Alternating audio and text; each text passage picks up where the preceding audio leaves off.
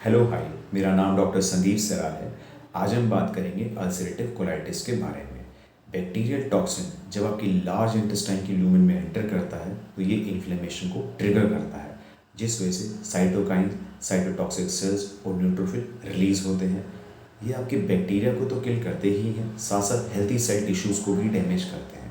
Structure में जब बदलाव आता है तो फंक्शन में भी कुछ चेंजेस आते हैं। नॉर्मली लार्ज इंटेस्टाइन का फंक्शन होता है कि जब भी उसमें से स्टूल पास हो, वो उसमें से वाटर और इलेक्ट्रोलाइट को रीअब्जॉर्ब कर ले। जब ऐसा नहीं होता तो इलेक्ट्रोलाइट इम्बैलेंस हो जाता है और पेशेंट जो फाइनली स्टूल पास करता है उसमें पानी की मात्रा बहुत ज़्यादा होती है।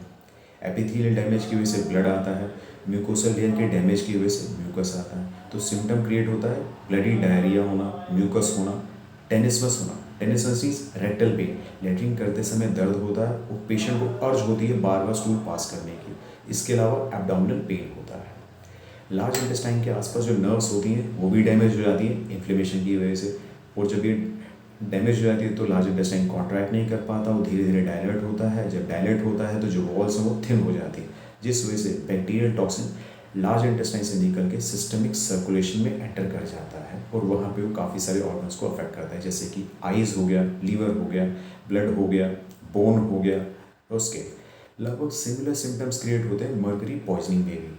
जब मर्करी आपके लार्ज इंटेस्टाइन की लूमेन में एंटर करती है तो वो म्यूकोसल और सब म्यूकोसल लेयर को इरोड करती है, उसके बाद वो सिस्टमिक सर्कुलेशन में एंटर कर जाती है।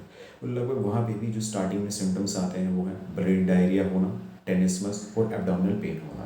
और होम्योपैथी का कंसेप्ट है जो सब्सटेंस सिम्टम्स प्रोड्यूस कर सकता है वो सेम और सिमिलर सिम्टम्स को ठीक भी कर सकता है। दैट्स वाई मर्क्सोल, मर्कॉ ये सारे सिम्टम्स को बहुत अच्छे से डील करते हैं and that too without side effect. इसके अलावा और भी काफ़ी मेडिसिन हैं, बट होम्योपैथिक प्रिस्क्रिप्शन में सबसे पहली चीज़ आपने देखनी है वो है मायाज़म। अल्सरेटिव कोलाइटिस में जो मायाज़म है वो है सोरोसिफिलिटिक। सोरिक बिकॉज इन्फ्लेमेशन है, सिफिलिस बिकॉज अल्सर्स हैं। अब पोटेंसी क्या यूज़ करेंगे?